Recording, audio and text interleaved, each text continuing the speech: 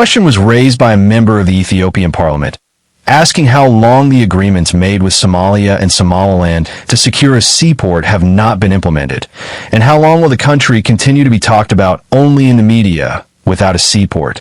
The Minister of Foreign Affairs, for his part, replied that the seaport issue requires a long-term perspective and that persuasion work is being done. Member of Parliament Ababa Cecily asked Foreign Minister Gideon Timothy how long the Ethiopian seaport issue will remain just an agenda, while responding to questions raised by members of Parliament on current affairs in Parliament today. The Member of Parliament recalled that Prime Minister Abiy Ahmed and the current President of Somaliland, Muse Bihi, signed a Memorandum of Understanding in 2024.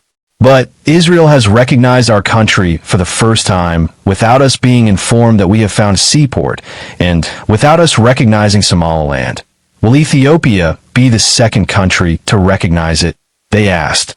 According to the agreement between the two countries, the prime ministers of Somalia and Ethiopia, in Ankara, where the Turkish president was present, Ethiopia was told to abandon the agreement it had signed with Somaliland and instead find an alternative that would allow it to benefit from the Somali seaport, said Council member Ababa D. Saleh, Dr., who pointed out that we were told that technical negotiations would be completed within 4 months.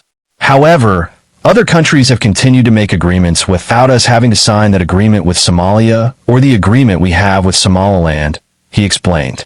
Ethiopia's concern is Egypt, which has a military agreement with Somalia and a military agreement with Djibouti. He also introduced the recent port agreement with Eritrea and asked, how long will we remain passive spectators, talking only in the media without getting a concrete port with one of these countries? Responding to the question, Foreign Minister Gideon Timothy said that Ethiopia's relationship with the Red Sea is strategic and long-term in our interests. The minister said that he knows the situation we have been in for 3 decades and that a long-term perspective is needed to reverse and correct this. The minister said that this issue is not a quarterly goal, but a strategic national goal that will be passed on from generation to generation. He said that the work started in this regard has continued to be strengthened. Minister Gideon said that efforts are being made, including the Prime Minister, to explain Ethiopia's position and interests in various forums. He said that we have been able to explain to the world what the country's aspirations and goals are. During his appearance in Parliament, Minister Gideon, Dr., was asked by the members of the House of Representatives what Ethiopia's current relations with its neighboring countries are like. Although Ethiopia's relations with its neighboring countries are considered good, the Minister of Foreign Affairs said that the internal conflicts in the countries in the region have had a negative impact on relations.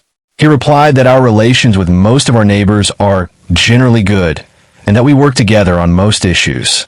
With this in mind, the conflicts in our region, the internal conflicts in some countries, have a negative impact on the peace and stability of the region in general, not only with us, but also on the relations between the countries in the region, he said. In addition to the conflicts, what has a negative impact is that the powerful and middle-class countries in the region have been trying to protect their interests from time to time, Gideon Timothy said. As a result, there is pressure and influence on the region, said Foreign Minister Gideon Timothy. Despite these pressures, Ethiopia's relations with most of its neighbors are good, he explained.